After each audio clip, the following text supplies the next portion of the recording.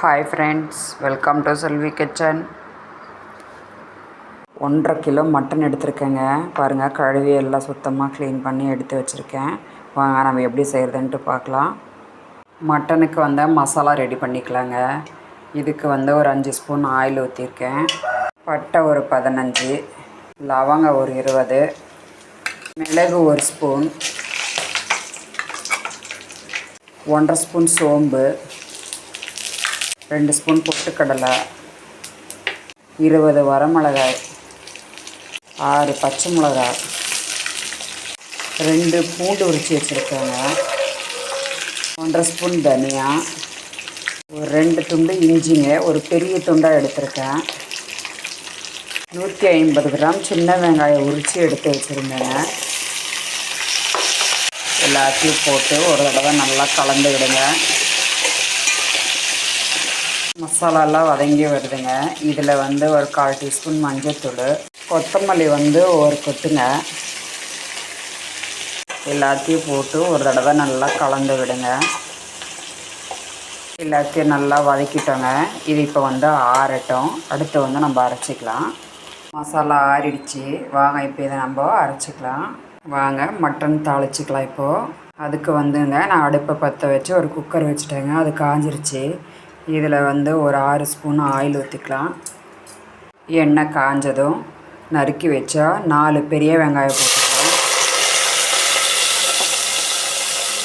வெங்காயம் நல்லா வதக்கி விடுங்க. வெங்காயம் எல்லாம் நல்லா வதங்கி வருதுங்க. இப்போ நம்ம கழுவி வச்சா மட்டனை இதில் போட்டுக்கலாம்.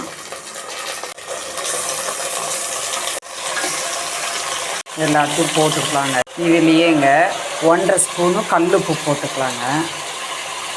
1/2 ஸ்பூன் மஞ்சத்தூள் போட்டுக்கலாங்க.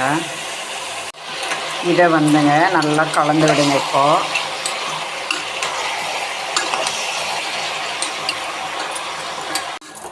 இந்த மாதிரி எல்லாத்தையும் கலந்துக்குங்க. எல்லாத்தையும் போட்டு நம்ம நல்லா வதக்கி விட்டுட்டோங்க. இப்போ நம்ம அரைச்சி வச்சுருக்கிற மசாலாவை இதில் போட்டுக்கலாம். மிக்ஸி கழுவின தண்ணியும் இதில் ஊற்றிக்கலாங்க. இதை ஒரு தடவை நல்லா கலந்து விடுங்க. எல்லாத்தையும் ஒரு தடவை கலந்து விட்டுங்க. பொடியை நறுக்குனா ஒரு 3 தக்காளி போட்டுக்கலாம். தக்காளி போட்டதும் எல்லாத்தையும் ஒரு தடவை நல்லா கலந்து விடுங்க. மட்டன் மசாலா நல்லா கொதி வந்துருச்சுங்க. இப்போ நம்ம குக்கர் மூடிக்கலாம். விசில் போட்டுங்க. இது ஒரு 6-7 விசில் வரட்டும். விசில் அடங்கிடுச்சிங்க. வாங்க ஓப்பன் பண்ணி பார்க்கலாம்.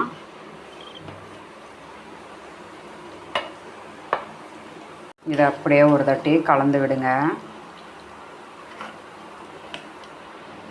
இதுக்கு அடுத்துங்க ஒரு வானிலையில் கொஞ்சமாக எண்ணெய் ஊற்றிக்கிங்க. எண்ணெய் காஞ்சதும் கருவேப்பிலை போட்டுக்கலாம். எடுத்த மட்டன் மசாலாலாம் இதில் போட்டுக்கலாங்க.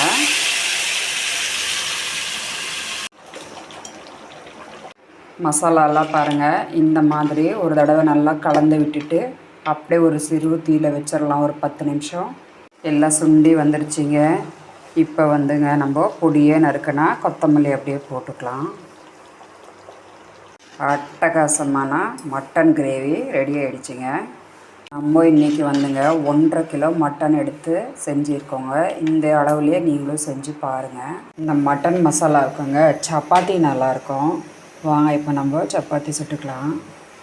இதை அப்படியே திருப்பிக்கிங்க. லைட்டாக எண்ணெய் தடவிக்கலாம். எண்ணெய் போட்டதும் அப்படியே திருப்பிக்கிங்க. சப்பாத்தி ரெடி ஆகிடுச்சிங்க. எடுத்துக்கலாம். மீதி இருக்கிற சப்பாத்தியும் போட்டுக்கலாங்க. சப்பாத்தி ரெடி ஆகிடுச்சிங்க. இப்போ எடுத்துக்கலாம். இதுவும் ரெடி ஆகிடுச்சிங்க. எடுத்துக்கலாம். சுட சுட மட்டன் கிரேவி அப்படியே எடுத்துக்கலாங்க.